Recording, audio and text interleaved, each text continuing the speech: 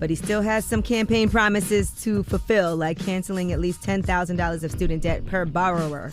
So that still has to happen.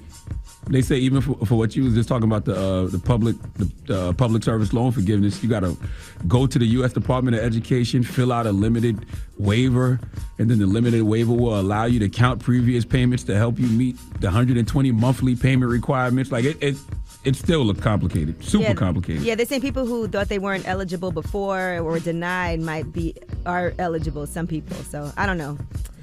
All right, and Joe Biden also is going to be signing an executive order today establishing the first ever federal strategy on cryptocurrencies. So they're exploring a digital currency operated by the U.S. Central Bank.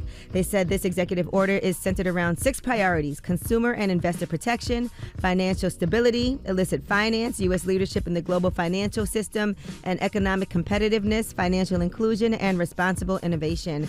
They said this will also help the government make markets fairer and more transparent and support responsible innovation that could result in a substantial benefit for the nation's consumers and businesses. I don't know what that means for the existing cryptocurrencies like Bitcoin, Ethereum, Solana, all of those. So I don't know how that will be affected. But that's global. This is a U.S.-backed cryptocurrency. Yeah, and like I said, we got the good brothers at Earn Your Leisure and 19 Keys coming in later this morning, and they're gonna break all that down. All right, and Better.com workers found out that they were laid off because they got their severance checks ahead of schedule. So this was a bit of a mishap that occurred after, they fired 900 employees during a Zoom call. Then another round of layoffs happened, and some workers got a severance check before getting any type of additional context or notice from Better.com executives. So I guess they got their check a little early, and that's how they found out when they received their severance check that they no longer work there. Got you. Can you imagine? All right, well, that is your front page news. That was real quick too. I'm thinking, I wonder, does Ukraine have to jump through all those hoops to get that $13.6 billion in military and humanitarian assistance that the House passed for them yesterday? Because it feels like it's easier for them to get that money than it is for the students that are in debt here in America. But whatever. Man, I was watching Russia bombing a children's hospital and maternity ward. I mean, it is disgusting what they're doing over there for innocent people when they're saying that this is not about civilians and they're bombing children's hospitals, children dying. All right, well, that is your front page news. And Tell Them Why You Mad is up next. No, not Tell Them Why You Mad. Get it off your chest. Yes, get it off your chest because, if you have something that you're upset about and you want to get off your chest, you can call up and do that. But if you want to tell us why you're blessed, if you want to tell us why you're blessed, black, and highly favored, you can call and do that too. 1-800-585-1051. It's the world's most dangerous morning show, The Breakfast Club. The Breakfast Club. I'm dialing. Hey, what you doing, man? I'm dialing. I'm calling you. This is your time to get it off your chest, whether you're mad or blessed. 800-585-1051. We want to hear from you on The Breakfast Club. Yes, it's the world's most dangerous morning show, The Breakfast Club. Charlamagne the God, Angela Yee, DJ Envy is off today. Who is this? Hey, this DK. DK, get it off your chest, brother. No, I want to tell y'all while I'm blessed, man, I'm drug-free. This time last year, I don't know where I was at, but right now, God put me in the right place. I work from home in my drawers. Like, life is good right now. From home in your drawers, what you be doing? I do customer service for Verizon. I be doing people bills and stuff. So you don't even put pants on when you're making these calls. You just be in your drawers. Don't need to. My mind is what they need. They don't need to see what I got going on. I'm just wondering. Let's talk. Let's give people a little roadmap because you said you was on drugs last year, and I love to hear other people's testimony because other people's testimony can help somebody else. So what were you on, and how did you get off?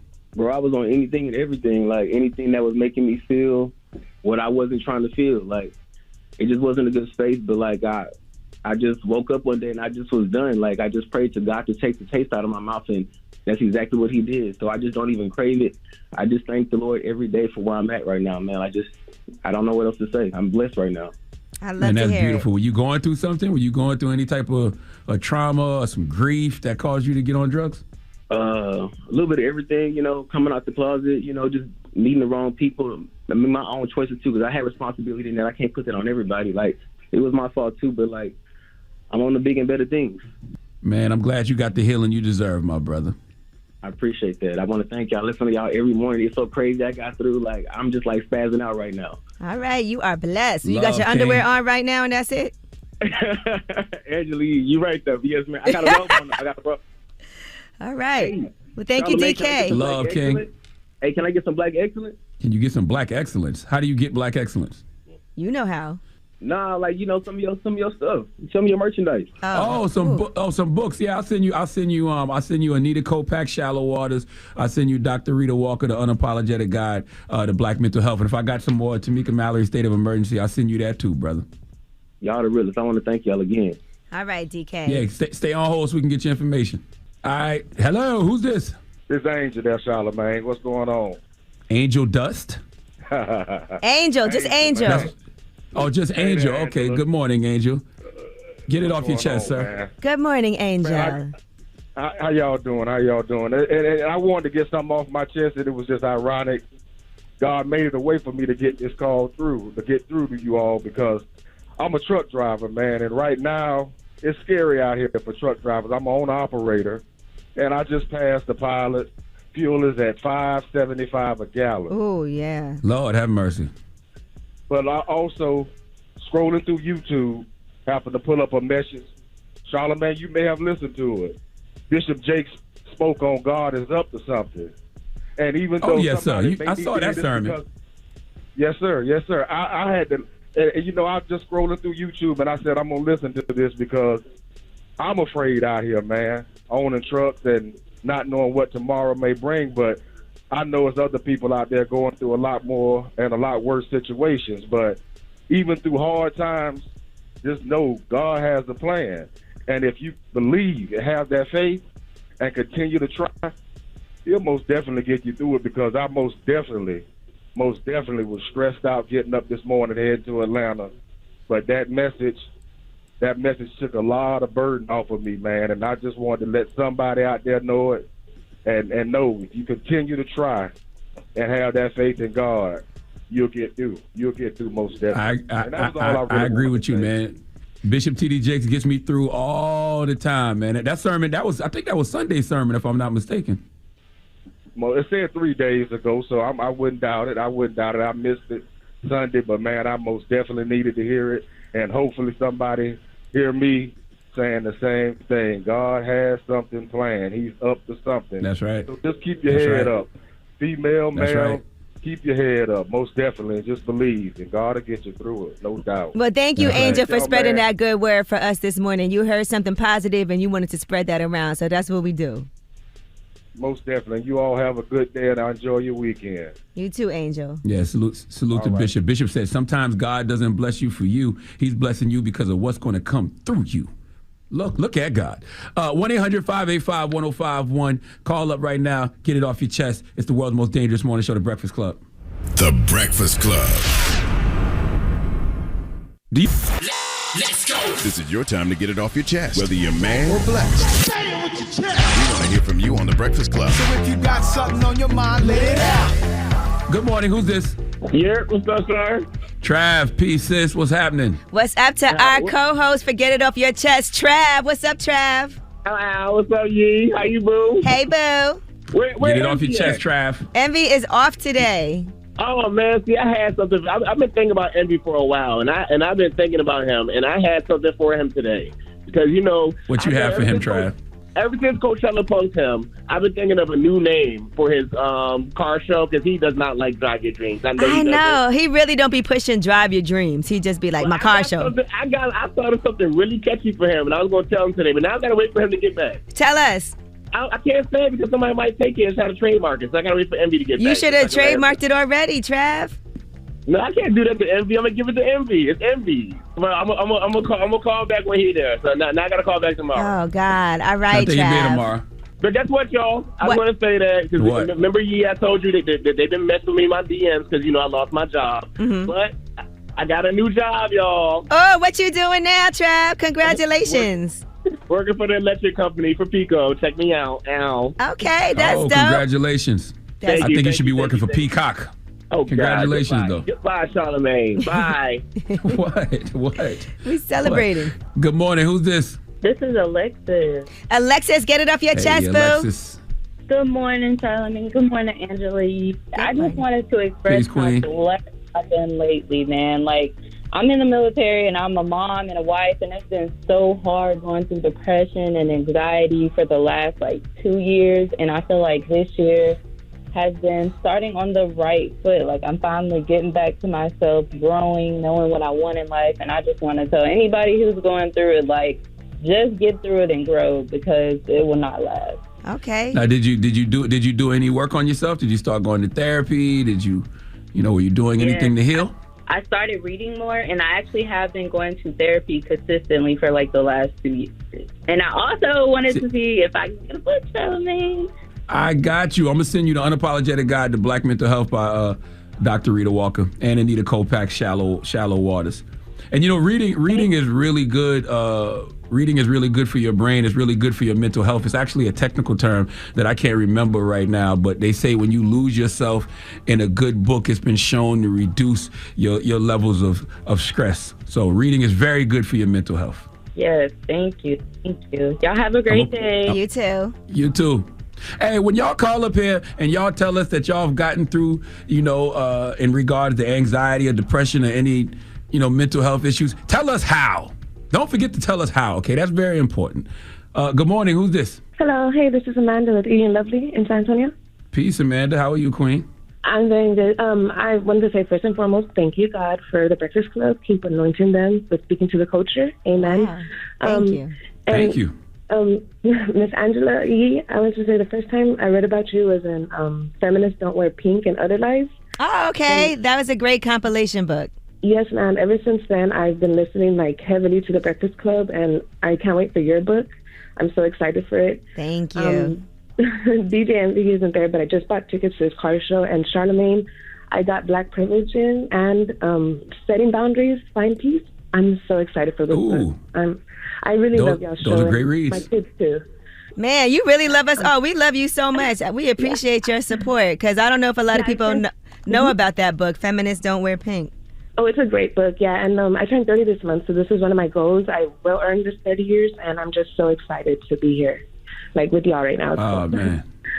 I'm sending you nothing but positive energy, love, and light, Queen. Yeah, I hope y'all have a great day, and thank you so much. Thank you. You made our day so too. much better, so we appreciate you. All right. Now, see, that's the kind of energy I need to start the day, all right? Now, we got Rumor Report coming up? Yes, and we'll be talking about Tiger Woods. He just got inducted into the Hall of Fame, the World Golf Hall of Fame, and he didn't want to cry, but he ended up crying, and we'll tell you why. All right, we'll discuss when we come back. It's the world's most dangerous morning show, The Breakfast Club. The Breakfast Club. It's time. She's spilling the tea. This is the Rumor Report with Angela Yee on The Breakfast Club. All right, well, Tiger Woods was rightfully inducted into the Golf Hall of Fame, the World Golf Hall of Fame. So congratulations to him. This took place last night at the PGA Tour's new headquarters. And his daughter is the person on stage who actually inducted him, his 14-year-old daughter, Sam. Here she is presenting him as a member of the World Golf Hall of Fame. Than ever. About a year ago, you were stuck in a hospital bed at one of your ultimate lows. You didn't know if you'd come home with 2 legs or not. Now, you're not only about to be inducted into the Hall of Fame, but you're standing here on your own 2 feet. This is why you deserve this, because you're a fighter.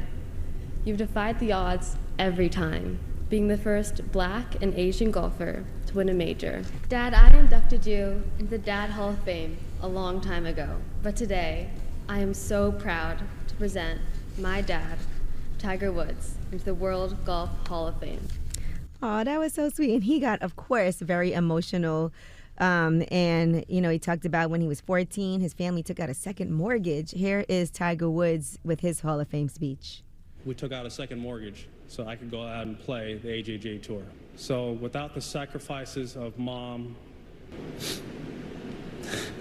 who took me all to the junior golf tournaments, Dad, who's not here, but who instilled in me this work ethic to fight for what I believe in, chase after my dreams. If you don't go out there and put in the work, you don't go out and put in the effort, 1, you're not going to get the results, but 2, and more importantly, you don't deserve it. From there, I turned pro.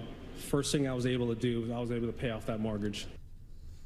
Ooh. Yeah, I mean, I don't know how many Golf Hall of Fames it is, but Tiger Woods should be in every single one of them.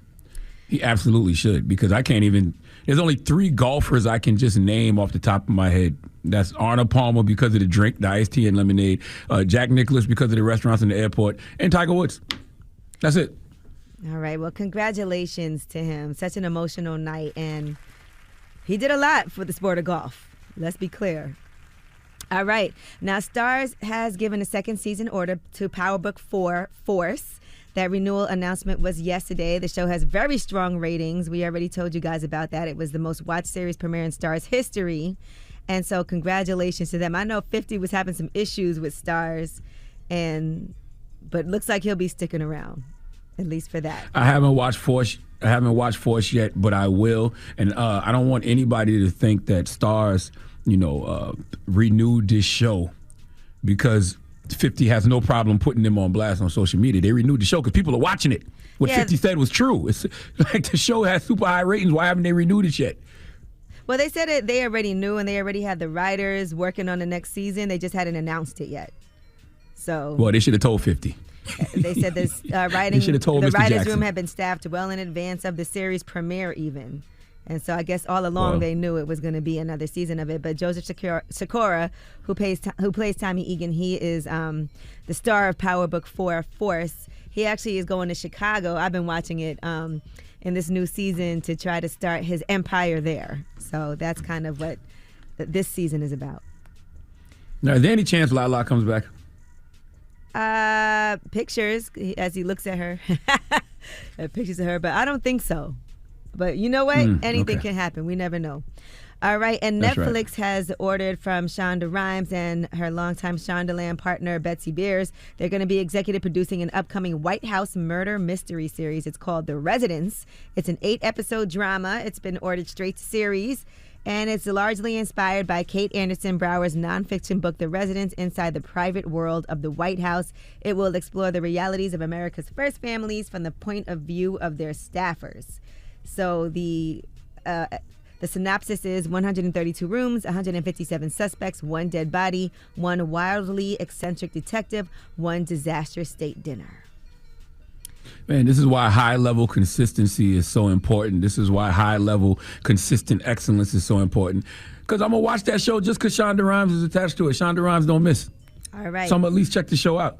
All right. And Pete Davidson, they said, is going to be playing Pete Davidson in a new comedy series. And that comedy series is for Universal Television. He'll be starring as himself. According to Deadline, it's called Bupkis. And it's being pitched at streaming services. And he's writing that series with some of his friends, Dave Sirius from SNL, The King of Staten Island, and Judah Miller from Crashing. So specifically, the show would hail from Lorne Michaels' Broadway video, which is under a deal with Universal TV. So drop on the clues bombs for my guy, Pete Davidson. Now, who are we going to get to play Kanye West on this show? Or do you think we can get Kanye to play himself? What do you think? I don't know. Anything's possible, right? All right, well, that is your Kanye rumor is known report. for playing. Kanye is known for playing himself. All right, well, that is your rumor report. Yes. Next up, we got front page back. news. Yes, what we got in front page news, G? Well, let's talk all kinds of social media things, dating apps. What are some things that are happening to make sure that creators get some credit? And also, if you're trying to date, wouldn't you like if you could get a background check real quick? Well, we'll tell you what app is going to do that for you. All right, we got all that and more on the world's most dangerous morning show, The Breakfast Club. It's the world's most dangerous morning show, The Breakfast Club. Charlamagne the God, Angela Yee, DJ Envy is off today. Now it's time for front page news. G, what we got? All right, well, 3 people have died after they were injured in a Russian bomb attack. That attack was on a maternity hospital in southern Ukraine. Here is what Nancy Pelosi has to say about Russia bombing Ukraine. The assault that Putin has made on Ukraine is an assault on democracy. The news was that they bombed a maternity hospital, killing babies, children, moms. This is the beast that Putin is. All right, now. You know what's interesting about that is, Russia is denying it bombed the children's hospital, and they're saying that those claims are fake news. They said the building was formerly a maternity hospital that had been taken over by troops, and they're saying that's how fake news is born. I don't know what's true. I saw a video of women all bleeding and injured, leaving the rubble and everything, and they said, they do know that 3 people. There's like. Died. I'm not saying that those videos there were are definitely 17 victims. Yeah, I'm not saying those videos aren't real, but there is a lot of psychological operations that happen on social media, because you could see a video of that, but it could not be that situation. I don't know what's true and what's not true. I'm just putting both sides out there. Well, the Russian foreign minister also claimed that they did not attack Ukraine at all, and that they did not invade Ukraine. So they also were having a meeting. Russia-Ukraine talks about trying to make sure that there were some humanitarian corridors and trying to get a 24-hour ceasefire for people to be able to escape. But those meetings did end without an agreement reached on humanitarian corridors. And according to reports, they are also accusing Russia of bombing the evacuation corridor. So while they have agreed certain places should not be bombed, they've still been bombing those places. So there's no word from the Russian side on that claim from Ukraine right now. All right, now Tinder is going to provide users with the opportunity to run a background check on their matches. So now, usually you go on Tinder, you go on a date, you don't really know anything about somebody unless you Google them. Well, now the program will scour people's public records and alert someone if their match has any prior arrests, any convictions, and as well as notify them if they have registered as a sex offender. So hopefully that can make things somewhat safer. And Instagram has added new tagging options, and that will help credit creators. So that those tagging options will give more details about a person, like a photographer, artist, writer, and others who work on content, but they're not always immediately visible unless they're mentioned by the person who actually did the post. So I think that's really helpful. And they also said that feature was made in direct response to Black creators who often feel overlooked or shut out from trends that they create. So now these professional accounts and influencers will get that credit. And that tag was actually made by 2 Black women who work there. So Instagram engineer Cameron Boyd and Alexis Michelle Adeji. She's a data analyst. They work together to address these disparities on Instagram to amplify more Black creators and get the influencers to transfer their viral content from TikTok over to Instagram. Because, there's a lot of issues with TikTok not giving credit to Black creators. How did that tag and credit turn into money? How did that work? Well, I guess it gives people more attention also, because a lot of times you might post something and people be like, I was the photographer, can I get a tag? And so that people want to make sure that when you're highlighting what's happening, there's some people that don't get acknowledged, like makeup artists, maybe a songwriter. So now you can see who's actually doing that work, and that actually helps people build up their following and also helps people maybe get more work. Yeah, that's the next step. You know what I mean? Like the credit is great, but I want to make sure these kids get paid, make sure they get that equity, because you see them them white TikTok creators be getting money, right? Sponsorships, all types of things. This one is for Instagram. This tagging option. Even they, but even they get money. Those folks on Instagram get money, and it's usually through sponsorships and endorsements. So I hope that they can lead those Black creators on Instagram to the back. And TikTok, since you brought them up, has launched Sound On. That's a platform to let artists directly upload and monetize their music on that app. So it's an all-in-one platform, they're saying, for music marketing and distribution. You can just put your music up there and get royalties when TikTok creators use your music in their own videos. All right, well, that is your front page news. That's right. And when we come back, we are talking to the good brothers of the Earn Your Leisure podcast, and they got a guest with them, my man 19 Keys. They're going to be talking financial literacy. They're going to be talking cryptocurrency. They're going to be talking NFTs. They're going to tell you about, what Joe Biden is doing to regulate cryptocurrency, all of that good stuff. And they do it in such a culturally competent way. So make sure you join us when Earn Your Leisure and 19 Keys come on next on the world's most dangerous morning show, The Breakfast Club. The Breakfast Club. Yes, it's the world's most dangerous morning show, The Breakfast Club. Charlamagne the God, Angela Yee, DJ Envy is off today. But we got some great guests in the building this morning, man. Our partners, Earn Your Leisure, and my man, 19 Keys. Good morning, brothers. What's going on? How are y'all brothers this morning, man? I'm amazing. We're great, man. Anytime we get to be here, we great. What's your slogan? Black and highly favored? Blessed, black, and highly favored, man. That's it. All three. All three. And I'm glad y'all here, because there's a lot going on, man. And I don't know if people understand what's happening in Russia and Ukraine is definitely going to impact us here. So It's impacting us here. Yeah. So why has the war, how's it been impacting the global markets? I mean, I'll let everybody speak, but the global market's been down. Crypto is down, stocks are down, oil's at record highs right now. So it's interesting. We just came back from Europe. We was in London, had a crazy event over there, and just hearing the world news, I realized that people listen to news a lot more overseas than they do in America. Like even in Uber, like every Uber is just playing news. They're not playing music at all. They're playing the news. The actual news, not social media, blog sites, actual news. Every 10 channels is the news. Yeah. But it's having a major disruption. So what's happening now is that inflation is at all-time high. So you're probably feeling inflation right now if you try to buy a car, if you're trying to, we just talked about bags, everything, the prices is up. There's a supply chain disruption that's still like, I'm trying to get a picture frame. It took me 6 weeks to get a picture frame. It took me 10 months to get a couch. It took me a year to get a couch, yep. Yeah, so it's crazy. So then you mix that with, a war that just came out of nowhere, still in a global pandemic. So it's really a recipe for disaster right now, and the markets is definitely feeling it. But interesting enough, real estate is still high. Yes, real estate's still doing great. Real estate's still high. Buying is high, but people are spending more for houses. It's a seller's market. It's a seller's market, but you could still get some good deals. But the problem is, I'm just nervous that when it does drop, all those people that are paying over right now, what happens to them? Those and houses that's happened before. You know what I mean? Yeah, but that's my fear. When people, obviously, when there's conflicts, obviously people start investing in safe havens, so like bonds, one of those areas. And so when you see bonds going, interest rates will drop. And so we see that now, like interest rates for a 30-year mortgage is at 4%, but it's creeping down to 3.85, 3.9. And so when you see, it's bad that there's a conflict, but there are some sides to it, like real estate, like you said, that it could be an advantage. So like when your interest rate drops 0.25%, that helps you long term, so you can refinance and pay less, right?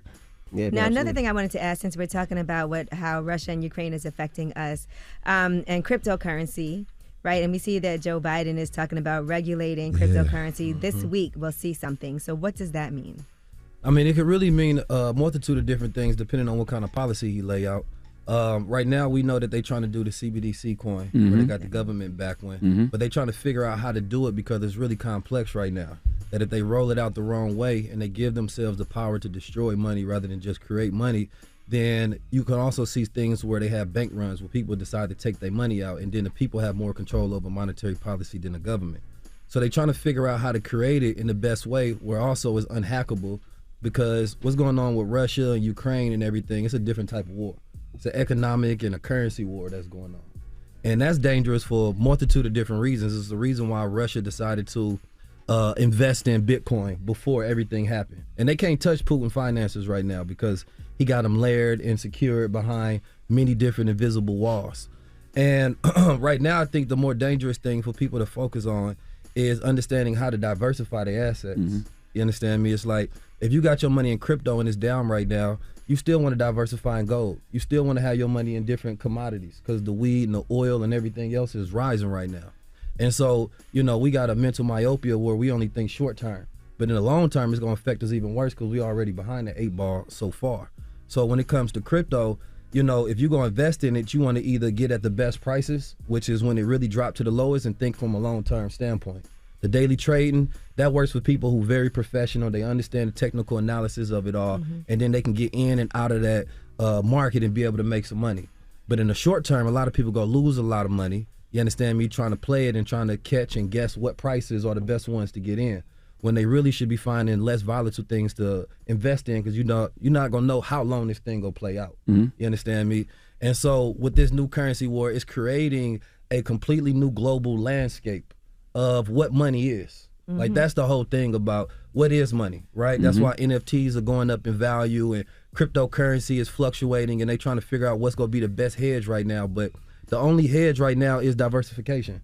You can't guess what's going to be the best. You have to you have to invest in it all. I want to ask you about the Joe Biden executive order again. What does that stand CBDC, for? Central Bank Digital Coin. Yes. So does that mean it's going to be one form of cryptocurrency? Well, that means that the banks. So right now they already have central bank digital coins. I think in Nigeria. I think it's in Bermuda. Right, in 2020. So basically the government is issuing their own coin. The only thing is it's not going to be backed by anything, right? Not even backed by paper currency, essentially. It's just a digital version of a coin. And Swiss Bank was the first bank that issued out banknotes, right? And they've already said by 2030 they go completely digital, right? And it's the same thing that's happening in China. And interesting enough, China was the first bank or the first country to issue a currency that wasn't backed by anything. Besides, Genghis Khan, grandson, Kublai Khan said that by the issue of death. Like if you use it or you don't use it, you die. Basically, that's what it was backed by. And so China already, if you go over there, they almost basically completely digital. You understand me? So interesting enough, Swiss Bank and China will go be some of the first countries that go completely digital. And so this country realizes that it's harder for them to police monetary policy to control money without them getting into this digital game. So whatever this policy is going to try to give the feds more power to be able to regulate, and then it's going to try to get the government more power to be able to tax, but also try not to stifle innovation because America needs that money coming in right now. Because of everything that's happening right now, they got to think about so many different layers of how we control these issues. Because you got the security risk that goes into creating a CBDC coin as well. If it ever get hacked, that just destroys the economy. You understand me? And quantum resistant hacking is what they have to build in there. But what's dangerous for people, if you get the CBDC backed coin, that is not transparent. Now it's a relationship between you and the bank. You understand me? But now both of y'all can see it. But then at the same thing, they do KYC, where it's know your customer. But then they can also be biased and decide who doesn't get it and who does get it. So that's dangerous as well, because decentralization, the whole point of that was take the power out of the central bank hands. Right. But now it's putting the power back into their hands, and that's not good for the people. Well, let me ask you a question. When we talk about everything going digital, does that help or does that hurt? Because, you got a lot of people that, cash businesses. You got a lot of people that don't put money in the banks. You got a lot of people that pay things in cash. But now it feels like it hurts more of us, our community, because more of the big communities, they know what they're doing. They can make money. They can flip it. They can put money here and not pay taxes on this, not pay taxes on that. But now you got the average person, the average Joe Blow that's making money for cash. How does that affect them if they can't use that cash? I think, let me just add my 2 cents into that. I'll let you talk about that as well. I feel like us as a community, we have a bad habit of trying to swim upstream and fight against, a tidal wave that's coming. No matter how we feel about it, this is the future that we're headed into. So only thing that we can really do is prepare ourselves. That's a fact. It's never going to be equal. We in America. We black in America. We started off with a 400-year disadvantage.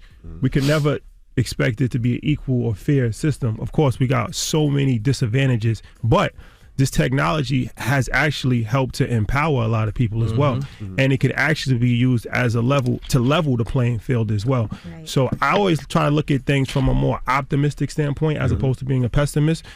Because there's definitely going to be some disadvantages, but the good thing about it is that everything that's happening right now, and hopefully we can talk about NFTs and Web 3.0 and all that, this is a unique moment in history. And I was talking to 19 yesterday, and I'm like, this moment in history is so vital, and people need to understand it. It only happens like every couple of centuries. Yeah, when currency changes. Yeah, like we in a window. It's a window when these next 5 years, if you can educate yourself and get ahead of the curve, you can really, be in the forefront of this thing. If not, you're going to be a digital slave. Yeah. Like that's the new plantation. The digital plantation is not going to be a physical plantation anymore like it was 100, 200 years ago. I always use the analogy, like if this was a plane that's taking off, right? This new asset class, like you said, doesn't happen very frequently. Our job as a community is to educate as much people as possible so we don't left at the terminal. All right, we're going to build more with Earn Your Leisure and 19 Keys when we come back. It's the world's most dangerous morning show, The Breakfast Club. Yes, it's the world's most dangerous morning show, The Breakfast Club. Charlamagne the God, Angela Yee, DJ Envy is off today. And we're talking financial literacy with the good brothers, Earn Your Leisure and 19 Keys. Now, Brother 19, I want to ask you a question. You just sparked a question because you said about how China's mostly digital now, right? And when I look at this Russia-Ukraine war, I say to myself, none of this makes sense. It's got to be a larger play. China is the wild card. What do you think? Well, the relationship between China and Russia, they continuously over the years, you see them getting buddy-buddy. Because obviously China wants Taiwan, right? Yep. Russia wants Ukraine. In times of contraction, you think expansion, right?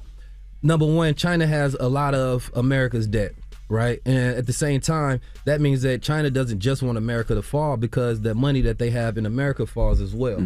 And then the export into China by raising their dollar and their currency up will make it too expensive to be able to get exports from China. So they have to do everything super strategically first before they can just take over that power. But they've been wanting to take over that power since, you understand me, World War II, right? Especially Russia, seeing America rise in power like that. So we've been at war, whether it's a Cold War, hot war, however you want to call it.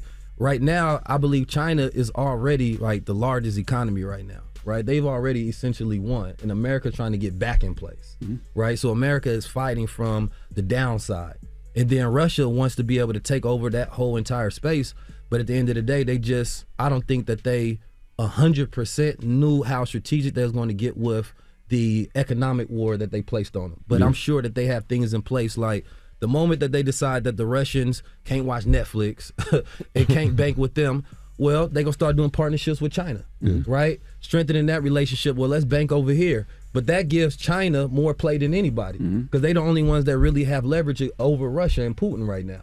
So that makes them the biggest power players, because they can decide the tide that this thing goes. Yeah, and that literally happened. So like we spoke about this last night.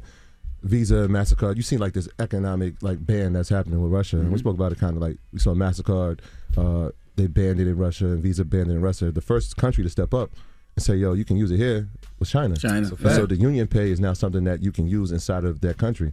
So it's interesting, right? Like these little things that nobody's paying attention is the big thing you should be paying attention, right? Because it's like, all right, everybody's banning it and everybody's like trying to support, and it's like, all right, well, here's a country that's with the opposition. You can use this here. So like these are the things we got to pay attention to long term, because like you said, it gives more power to a country that is now, and it was on pace to be the largest economy in the world. Yeah. And I think we got to start thinking more, like, I'm glad we're having this conversation on more of a geopolitical landscape. And it's like a lot of times we just so focused on our day-to-day lives that, you know, we don't really care too much about stuff that goes on in our neighborhood outside of that.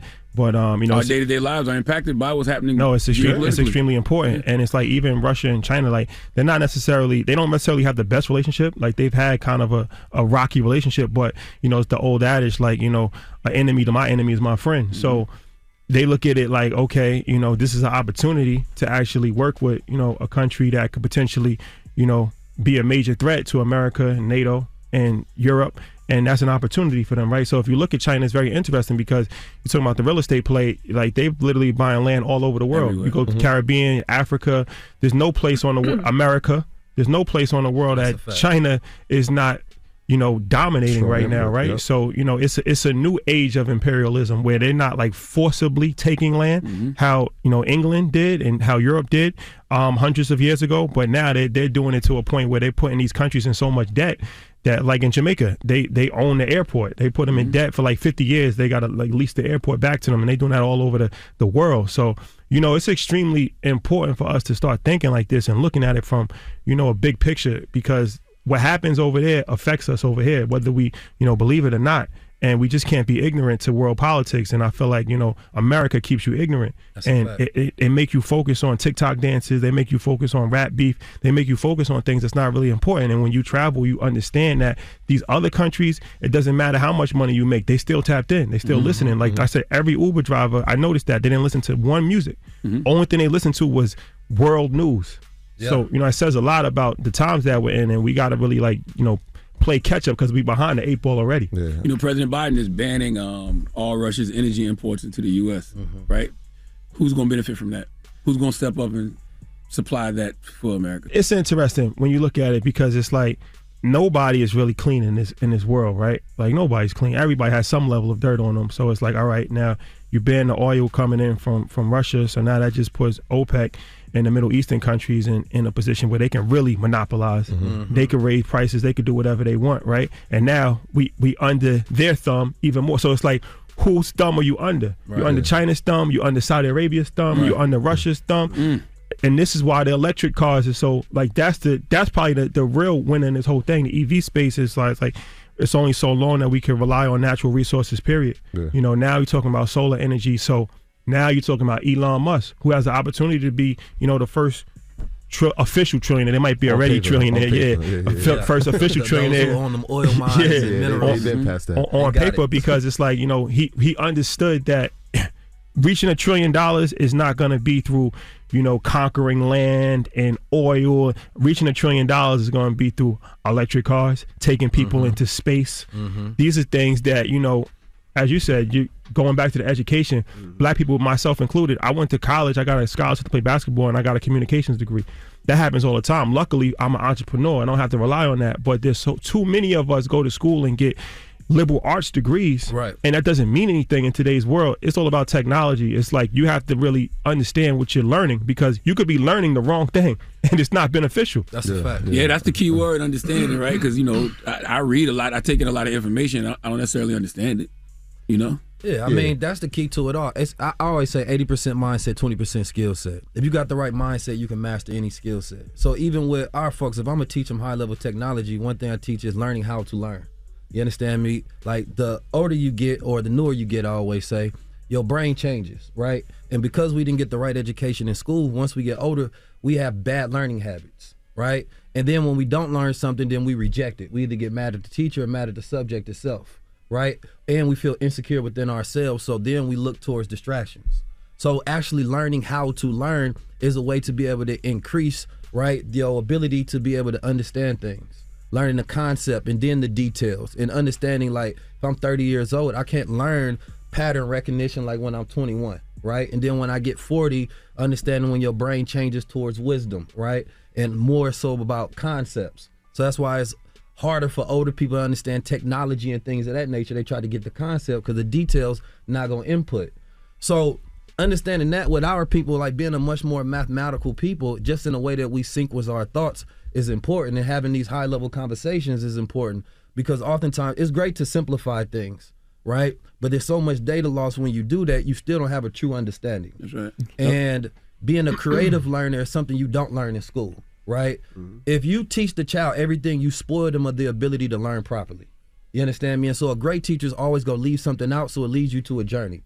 You gotta be able to investigate and research. They call it research because you search once, then you research again.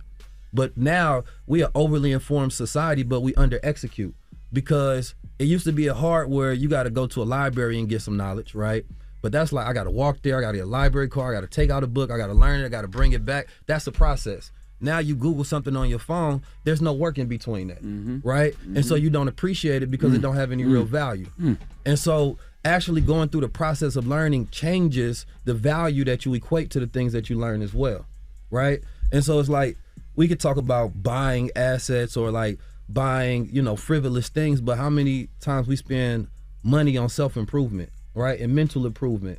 And so being able to get our people to focus is probably the biggest thing on the planet right now, because we can't focus. All right, we're going to build more with Earn Your Leisure and 19 Keys when we come back. It's the world's most dangerous morning show, The Breakfast Club. Yes, it's the world's most dangerous morning show, The Breakfast Club. Charlamagne the God, Angela Yee. DJ Envy is off today. But as you know, we always pre-tape our conversations, and today we have Earn Your Leisure and 19 Keys here. So Envy, break down NFTs. What NFTs are good, what NFTs are not, what if people want to invest in NFTs, which way they should go, where they should be looking. Right. And the same thing with cryptocurrency, because like I was saying the other day, the fact that right now EYL could be like, you know what, I got a cryptocurrency, it's called EYL currency. Yeah. You know what I mean? You can have a currency, 19 Keys currency, Charlamagne the God currency. You know what I mean? But what matters? What's worth it? So you really want to look at projects that have real value. Like for me, if I'm gonna buy into an NFT, right? Number one, I want to look at what is the utility behind it, right? I got a project called Crown Society. It's simple. You buy one of the digital crowns, you unlock a physical crown, right? Or you get access to a course or a community. That's a simple, okay, how long has Keys been doing this? He's been selling these crowns for 7 years. So why all of a sudden would he risk his business operation by dropping an NFT project that he go rug pull, right? Somebody that just started a project, they just jump in, then all of a sudden they have no business credential behind them, no reputation, no trust, none of those things. That's not a reason that you should buy in. Or you can be honest with yourself, because there's first and secondary market when it comes to trading. So now, most of the times you go get into a good project, they got what they call whitelist, right? To where you have to buy into, or you have to do something that gets you on the list to be the first person that buy, then you can sell to the secondary market, right? If most of the time you're not on that whitelist, you overpaying for something that doesn't have real value, right? And probably the most dangerous thing is that we take all of our influence and then we give it away for free almost. Right? When it came to the Bored Ape Yacht Club, Invisible Friends, or any of these projects, we couldn't wait to go ahead and shill them out to the community. Shilling is the process when you own one and then you're trying to convince everybody else to buy into it. Yeah, that's when you see everybody turn their meme into it. Everybody turn their meme. But they don't realize on the back end, other communities are getting millions of dollars. So while we think we jumping into a phrase or a trendy thing, we literally paying somebody else's community, ignoring everybody else. I have yet to see black influencers or creators push out black projects. You understand me? Like, okay, there's real artists, right? Even so, like with the NFT space, you really don't even want to think about like I said, this is why I don't teach it in the capacity to where it's like, if you have a business right now, you sell a product, you sell a book, right? You sell real estate. Somebody has sold an NFT as real estate, right? By connecting the NFT to an LLC that owns the property, right? So you're not directly buying it, but you're indirectly buying it by getting access to this. And then there's a smart contract that says that the agreement is whoever buys this owns the LLC. And if the LLC owns it, then you buy product on that now. And then they haven't built the platforms to allow every single one of these things to work out. But the way I taught my students was simple. And number one, this is probably one of the best use cases of the blockchain thus far for everybody to tap into. And it's a way for people to earn cryptocurrency, right? Because you only think about buying crypto, you don't think about earning. My brother Slice from Biggest Crypto Player Ever told me that, and I ran with it, because even during this time, I'm not thinking about trading crypto, I'm thinking about earning, right?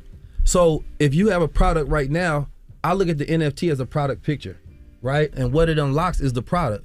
Right now, if you go on the website and you buy a product, you don't buy the product image, you just buy the product. The NFT is essentially buying the image and the product as well if you get a utility behind it that it unlocks something. So a lot of people right now, I see, you know, the Gary V's of the world and different people, they making hundreds of millions of dollars by tokenizing and gamifying their communities. And celebrities and influencers and leaders can all do the same thing if they understood the opportunity that they missing out on right now. Beyond the scamming and all of that, like that's in every single industry in the world. Like you're not gonna take that out. So right now, I think NFTs will go through what they call a cold winter, where a lot of them go drop in value. And I think that's the best time where you can see real projects, because it's harder to sell out a project by just FOMO.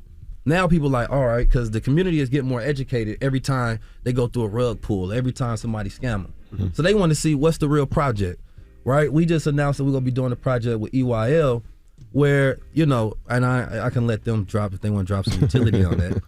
But the simplification is that if you already sell a product, why not sell it on the blockchain? Number one, there's no refunds or chargebacks on the blockchain, so I know a lot of people like that. You understand me? But number two, right, now you have a connection between all of your customers and also become a membership. And you can start setting up that secondary royalty system, which I know the labels in the music industry has messed up so many people over the years from. And the art industry as well. So we can't really afford to ignore these things, especially if we want to talk about building wealth and taking technology as a way to be more effective in the way we go about doing it, because we too far behind that. If we do everything that everybody else does, we still lose. That's real. Listen, hold on, before they go, I want y'all to talk about South by Southwest activation. Yeah, I appreciate that. Yeah. So you want to start it? Yeah, the biggest. It's going to be the biggest thing on South by Southwest history. Why are you saying the biggest? I don't want anybody to be offended. We saying we are the biggest because that's how we feel. This is a belief system in that. With a capital B. What you want me to lie to you? I ain't gonna lie to you. Shout out to Joe. But here's the thing, right? Like we spoke about creating our own marketplace, creating our own platforms. Yeah, that's true in the crypto space. But we almost is looking at it like an inspiration, right? Like that's what we've done with a media company. Like we've started our own thing. We didn't see anybody doing what we were doing, and we're gonna do the same thing in the NFT space and the crypto space as well. And that's why we saw 19 Keys and we're like, listen, this guy is part of the solution, right? And so when we talk about the biggest as far as EYL network, there's a reason why, you know, we looked at him and said, look, we got to add him to our network. So I just want to talk about high level conversations. His show that's going to be debuting on our network on the 19th of all days. It makes sense, March 19th. But that South by Southwest is a activation, kind of like how we did at Art Basel, where we brought together music, culture, fashion, education, technology all in the same place. And we had the luxury of speaking to DJ Khaled. We spoke to the team from FaZe Clan. We spoke to Sean, the Honorable Sean Barrow. And so South by Southwest, it was just like, all right, this is another situation where we can combine all those things. They already have the media component. They have the music component. Shout out to our team at Ally and our United Masters team. And we're going to do it again. So we're going to be talking about Web 3.0. We're going to be talking about NFTs and crypto. And we're also going to be talking about the economy and stocks. And then obviously the music component, we're going to be highlighting that as well. We got Toby coming up and pulling up on us, and he's going to be performing.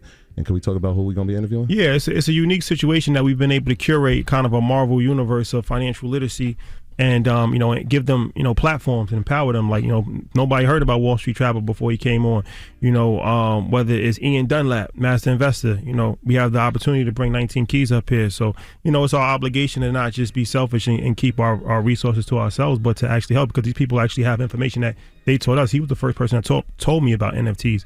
So it's only right that we share that platform, and that's what we're doing. South by Southwest, the first time ever we're gonna put Wall Street Trap and Ian Dunlap on stage together. Yeah, that's gonna be dope. We got John Henry, who we invested in his company. Shout out to John. I love John Henry. We're gonna be interviewing.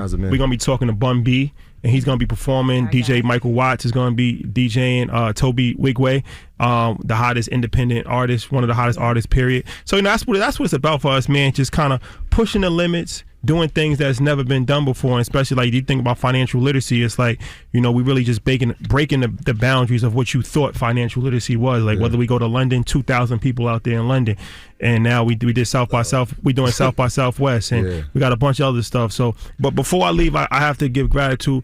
Shout out to DJ Envy, who was a major inspiration for us. We kind of followed a lot of his blueprint. He was the first person that I actually saw that had thousands of people for financial literacy, and that was amazing to me. So that was definitely a motivation and inspiration for us. And he's the first person that came on our platform that was a real celebrity. And he came on Market Mondays also. And shout out to you. I'm very inspired by what you're doing in the media world. I look at you as one of the most influential people in the world, not just in our culture, in the world. I don't even think you fully understand how influential you are. You're extremely influential. What they say, they say in London, they said, look, if Charlamagne does something, this city's shutting down. You come to London, and everybody has to come. 80% of the people that we met in London say, I found you on the Breakfast Club. So your platform is extremely powerful.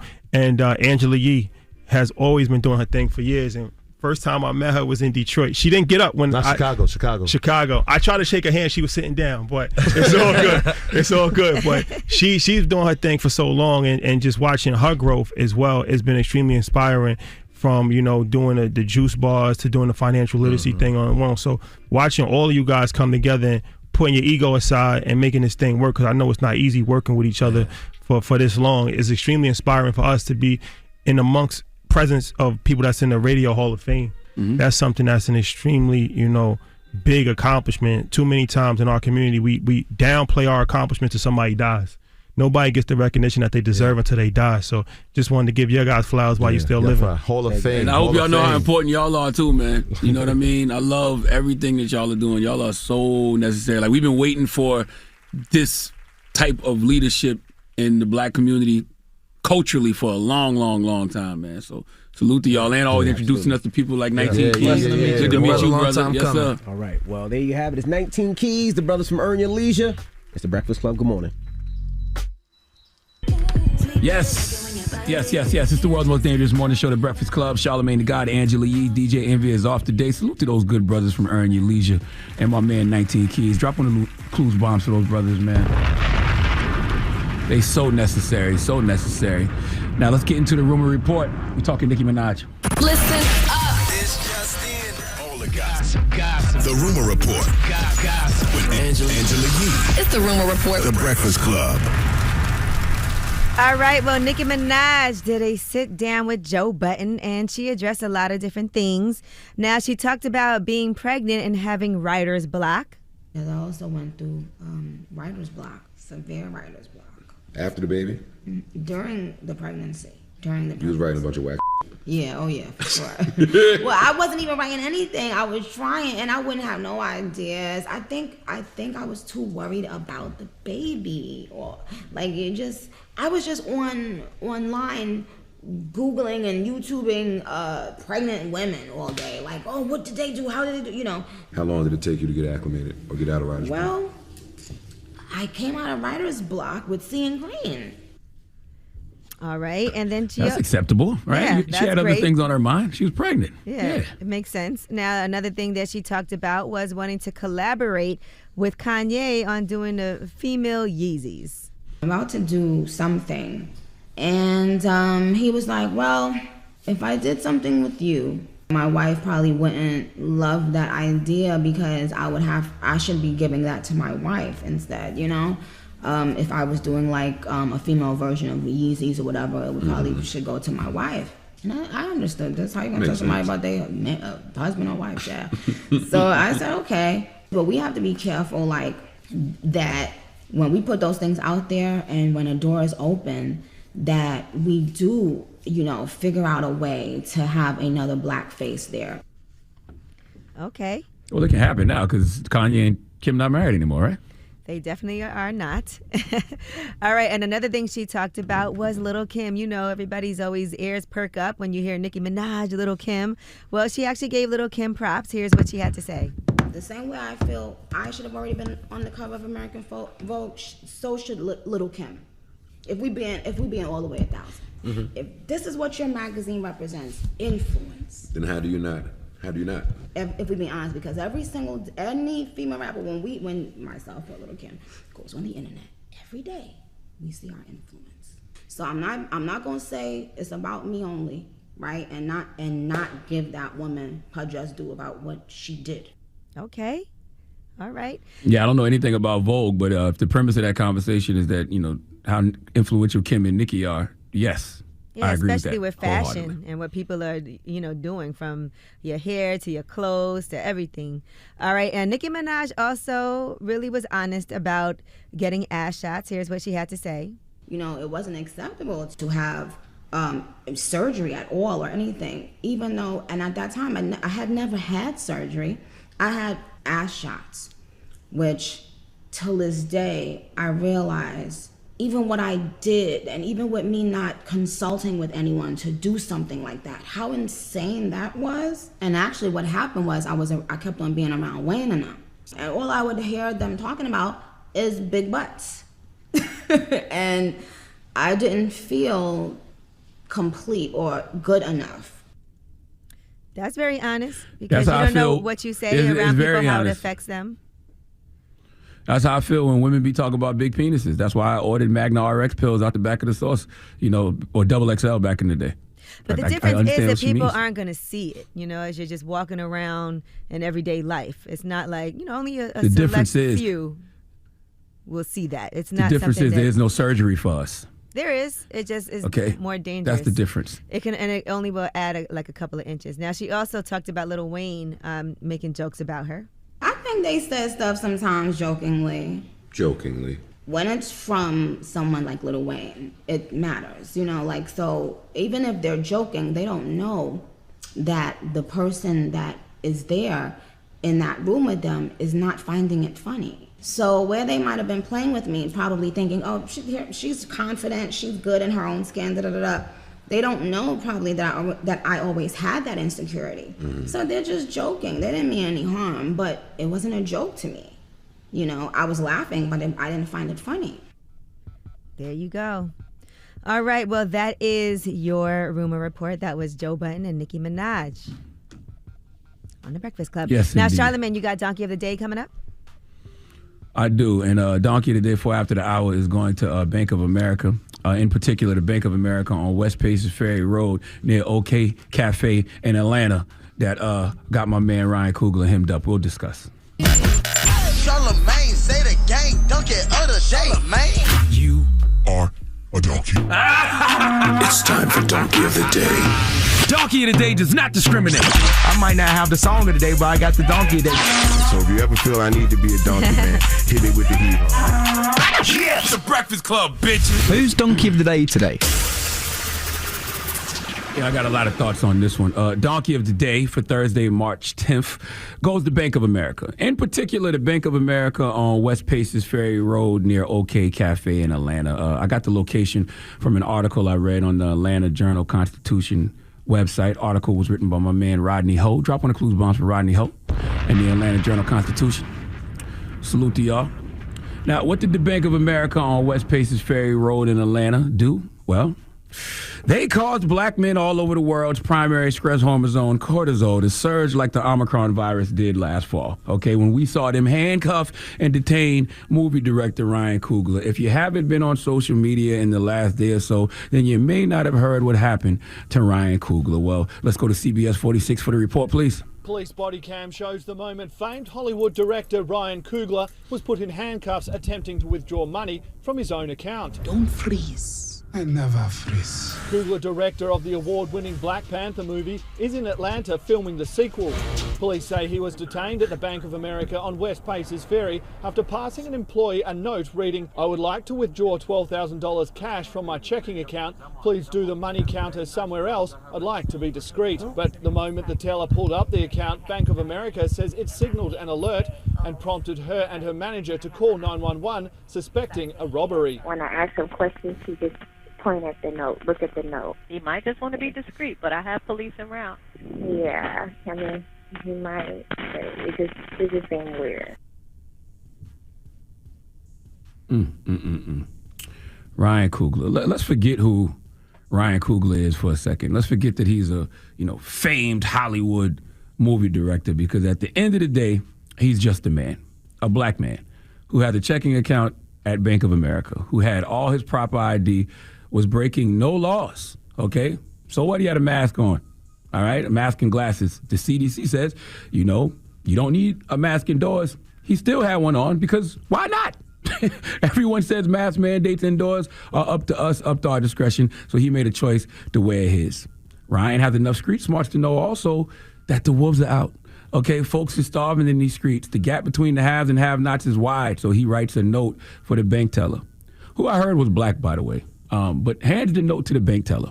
The note simply says, "I would like to withdraw $12,000 cash from my checking account. Please do the money counter somewhere else. I'd like to be discreet." Now, yes, it was a note. Everybody keeps saying it was a note, but he actually wrote it on the back of a withdrawal slip.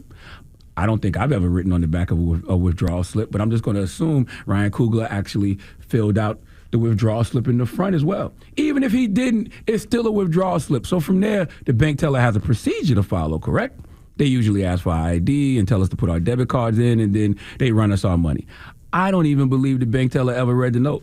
Impossible. First line tells you everything you need to know. I would like to withdraw $12,000 cash from my checking account. I repeat, I would like to withdraw $12,000 cash from my checking account. Instead of running to tell your boss and contacting the police, how about run this man's name and account number first? How hard is that? My brothers, I'm talking to y'all right now. Just black men. When you watch this video, you know exactly the type of pain Ryan Coogler is feeling in that moment.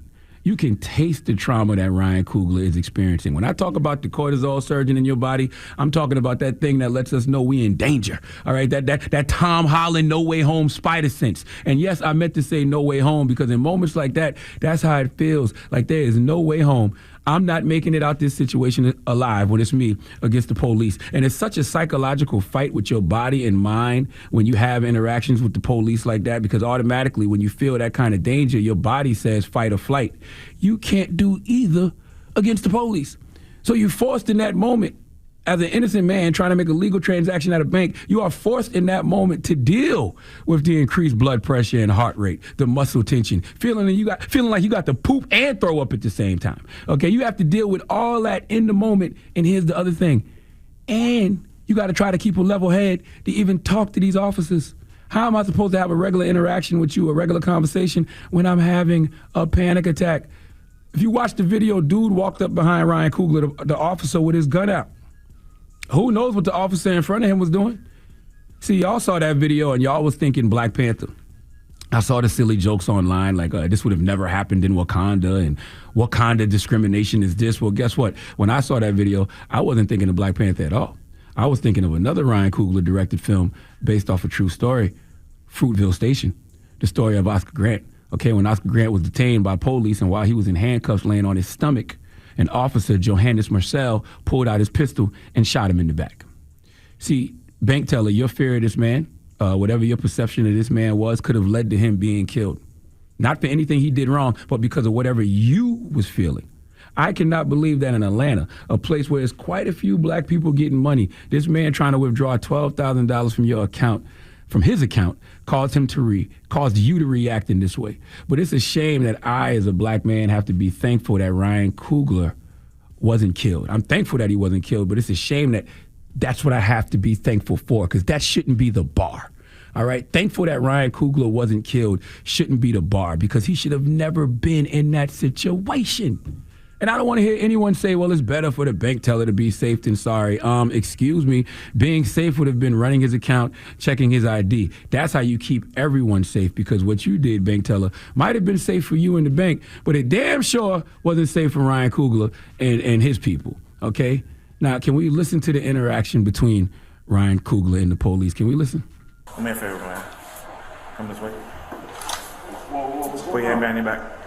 No, back. Got it. You got it. Is there any reason y'all doing this, bro? Give me 1 second. Hold on. What's going on, my man?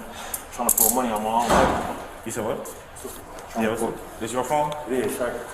You have ID on you? I got everything on me. Where? But the thing I'm trying to explain to you right now, sir, and you not listening to me? I'm listening. If you come on my right side, I got a badge on hanging off my head. My work badge. And it'll tell you everything about me. And if you just run my name, you'll understand why you should take me off these cuffs. Say what? Somebody take my glasses off my face. I'm finna have a panic attack, bro. My forehead sweating as I hear that. I understand every single one of those struggles.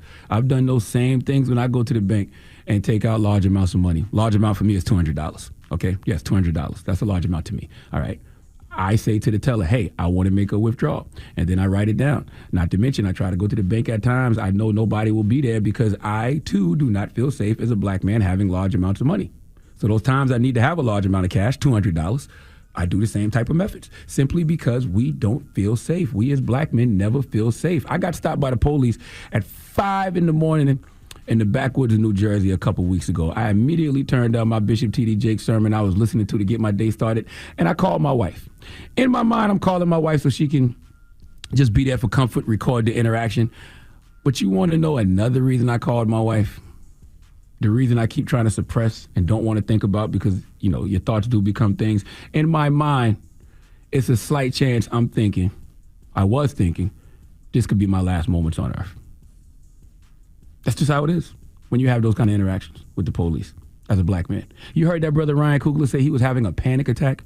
That is us as black men every time we have an interaction with the police. So, Mr. Officer, I know you're looking at us, saying something's wrong, we acting suspicious and we acting weird. No, Mr. Officer, why are you acting weird with me? Okay? And by the way, I'm not even all the way mad at the police in this situation. I can't believe none of y'all brothers who were police officers, I can't believe y'all didn't know who Ryan Coogler was, but they was just responding to what they thought was a bank robbery. My issue is with the bank teller in the Bank of America on West Paces Ferry Road near OK Cafe in Atlanta. Now, I don't know what legal ramifications can happen in a situation like this. I don't know what the punishment should be, for the bank teller, but wouldn't you say this is some type of malpractice? This is no way to treat customers of your bank. Proper procedures couldn't have been followed here. You shouldn't be allowed, to cause this kind of trauma to a human and nothing happens. I don't have the solution, okay? This is out of my wheelhouse of information, but I am, here to highlight the problem. And whoever out there has a solution, for the love of God, let's figure this out, because this can't stand. Please let Remy Ma give the Bank of America on West Paces Ferry Road near OK Cafe in Atlanta the biggest hee-haw. Hee-haw, hee-haw. You stupid motherfucker. Are you dumb? Time to close that account and take all my money elsewhere. Oh, I'm definitely sure Ryan Coogler is doing that. But should more people do that? Like, I don't know what the consequences of this should be, but I know an apology is simply not enough. All right. Well, thank you, Charlamagne, for that donkey of the day. Coming up next, we do have Ask Ye. Call us up right now, 800-585-1051.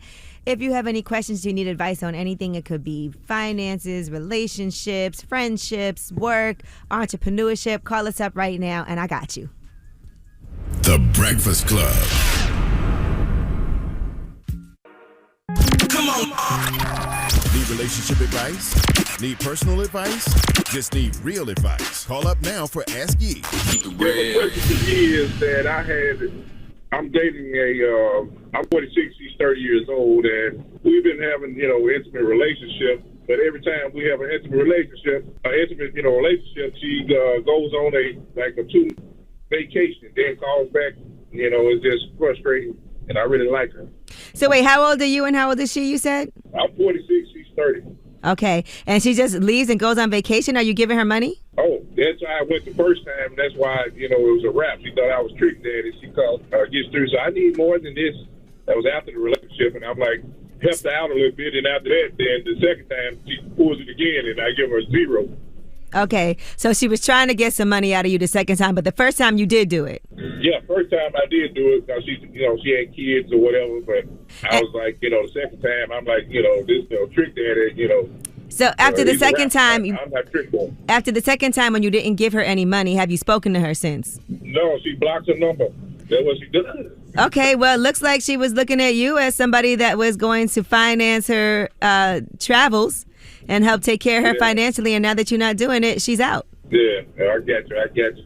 So, I mean, at least you know what it is, right? You could either have chosen to hit it every now and then and pay to play, or, do what you did, which is say no money, and that means no vagina. Yeah, I just move on because, gas too high to be tricking out. All right, I feel you on that. Well, at least you knew early, and you didn't. How much did you give her? I only gave her 60.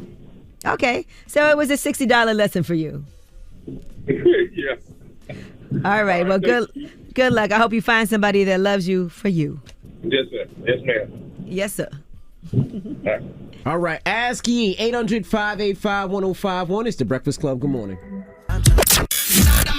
Get some real advice with Angela Yee. It's Ask Yee. Okay, so I have an issue. I need to let you know if I'm going crazy. Okay. So me and my baby's father of 5 years, so we have a son together. He just turned 1.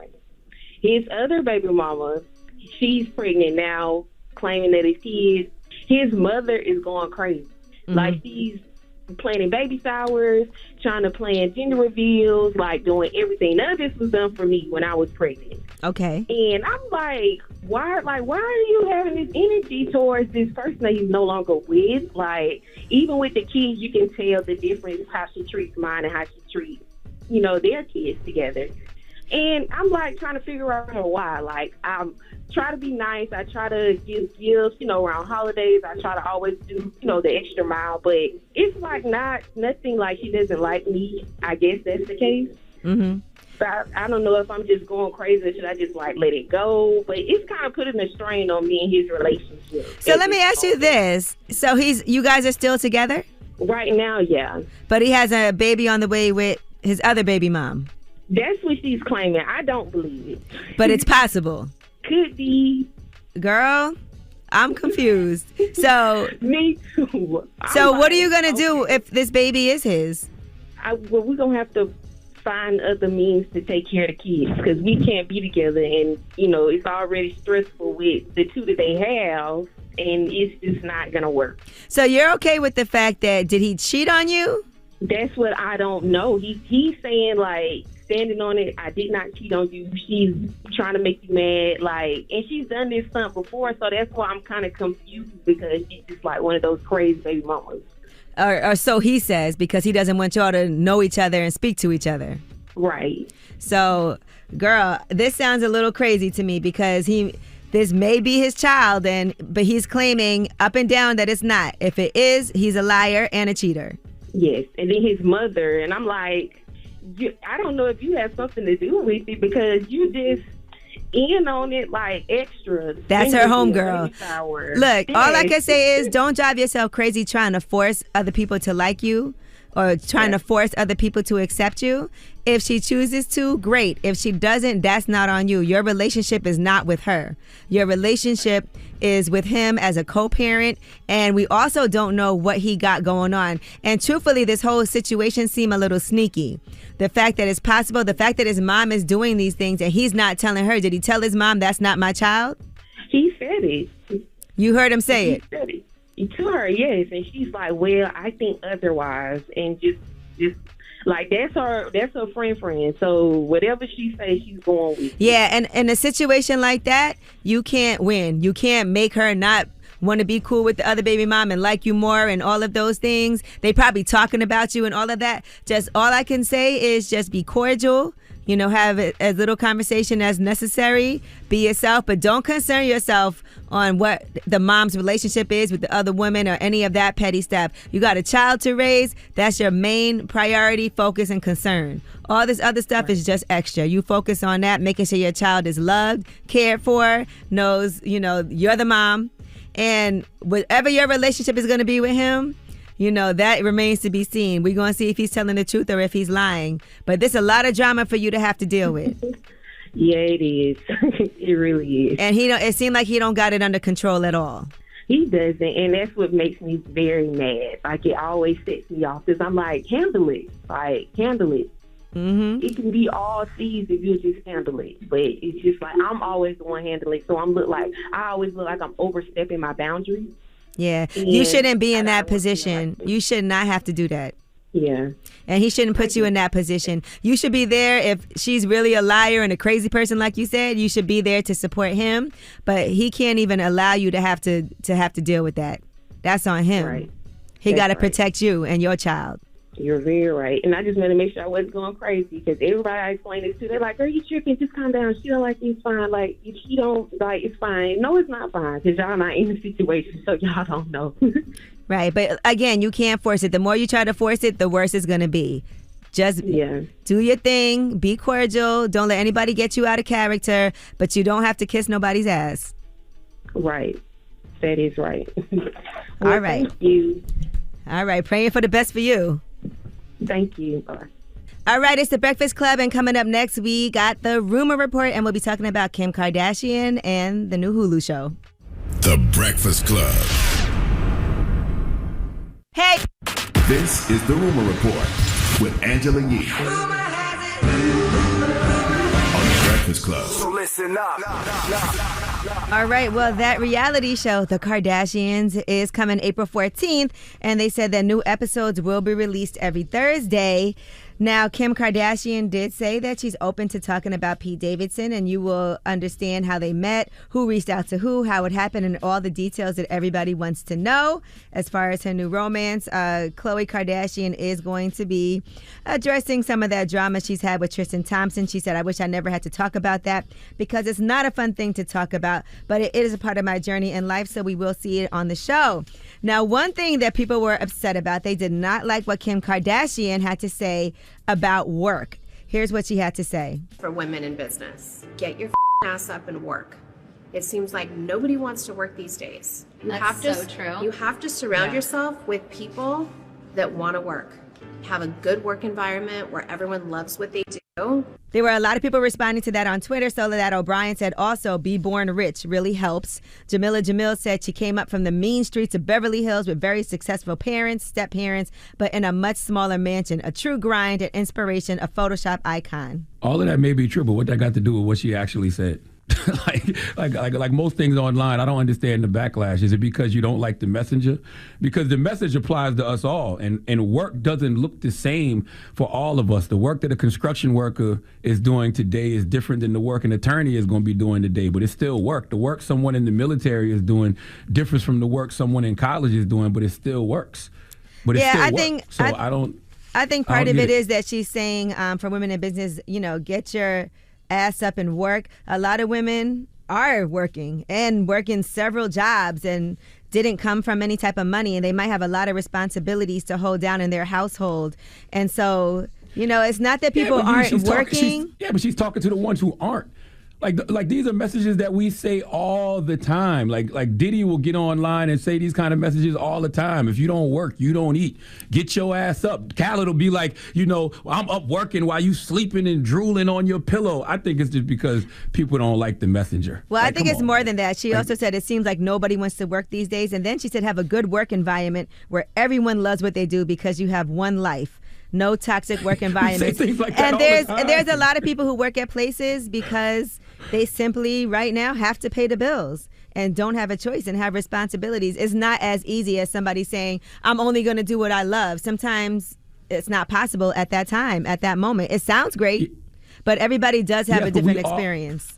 But we all talk about the work environments that we're in. If we are in a toxic work environment, we try to change that atmosphere. We try to change that environment. We've been having these conversations for the past few years about changing the work environment. I think it's just because people don't like the messenger. Because her message wasn't wrong. I'll tell you what Dan Price had to say on Twitter. He said, Kim K is one of the hardest working people out there, but hard work is not a very good predictor of success in business. For every success story, there are 100 other people working 2 jobs and living paycheck to paycheck. So it's not all just hard work. She definitely had more of an advantage than the average person.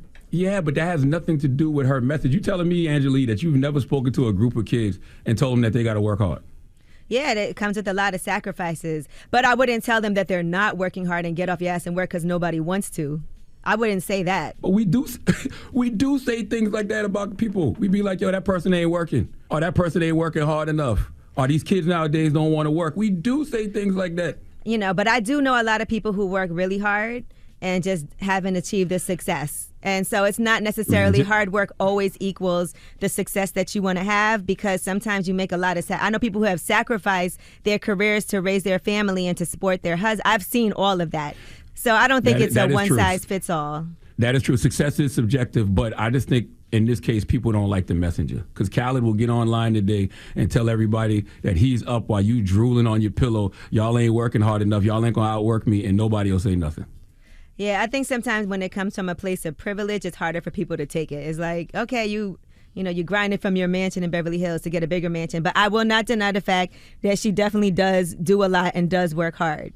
So, it's a very nuanced conversation. There's a lot of different things in play. Yeah, like I said, work looks different for everybody. And shout out to Nick Cannon. News has broken that his talk show was canceled after just 6 months on the air. Now, at first, it was talk of him replacing Wendy Williams, but then they're saying his viewership was not that high, and they said the show showed no signs of growth, according to sources. So I'll actually be talking to Nick Cannon today. I'll be on his show live today, and Nick, whenever I go on, is ready to discuss anything. So this is definitely something you should tune into, because I'm sure we'll talk about it. All right, and I don't think Nick Cannon. I don't think Nick got a fair shake, because 6 months is not long enough. You got to give somebody at least a year. Like, you can't give somebody 6 months and expect them to have a hit daytime talk show. Now, it's great if it does hit in 6 months, but if not, you got to give them at least a year, man. Okay, but we'll find out what happened, like I said, and I'm sure there's some more things that we don't know about, so we'll hear it from Nick Cannon himself, all right? I'm Angela Yee, and that is your Rumor Report. People's Choice Mix up next. Yes, it's the world's most dangerous morning show, The Breakfast Club. Charlamagne the God, Angela Yee, DJ Envy is off today, and I got to salute the good brothers of Earn Your Leisure. Make sure you download the Earn Your Leisure podcast on the Black Effect iHeartRadio podcast network, and make sure you check out, all the podcasts on the Earn Your Leisure network, man. They got so much, dope content and so many dope people that they've introduced the world to, like Wall Street Trapper, like my man 19 Keys, like my man, the master investor, Ian Dunlap. So salute to those brothers, man. I love them. They are very, very, very necessary, man, having those culturally competent financial literacy conversations in our community. So salute to them. All right. Yes. Shout out to them. And also, too, man, I really hope for America's sake, we are really in an endemic and we are really on the other side of this COVID thing, because I see some experts saying another variant is on the way. Well, I can't tell. Okay, because America is wide open, and I guess America is still acting like it's the end of the world in regards to COVID. And yesterday, President Biden had an emergency aid package for COVID, $15.6 billion that was going to be focused on getting more tests, more vaccines, more treatment. It got dropped from the spending bill yesterday because they had disputes on how to pay for it. But yet on the same day, an emergency aid package for Ukraine was passed through the House, $13.6 billion in military and humanitarian assistance to Ukraine. So once again, when it comes to America finding money for its own, they don't know how to pay for it, but they can find it for other countries. Makes zero sense to me, but hey, it's above us now. And we come back, we got the positive note. It's the Breakfast Club. What's up? It's the Breakfast Club. As you know, DJ Envy is not here today, but he will be on Talk Shop Live tonight at 8 p.m. It's the first live streaming social selling online network for anyone, anywhere to sell almost anything. So make sure you guys check him out. Now, Charlamagne, you got that positive note? I do. The positive note is simply this. It's okay to grow so much that nobody knows who you are anymore. Don't look to the approval of others for your mental stability. If you're rejected, move on. Don't shrink yourself to fit the person you've outgrown. Live in your purpose. Live in your truth. Be your higher self. Salute to change your perception on Instagram. I love that quote. Breakfast Club, bitches! Y'all finished or y'all done?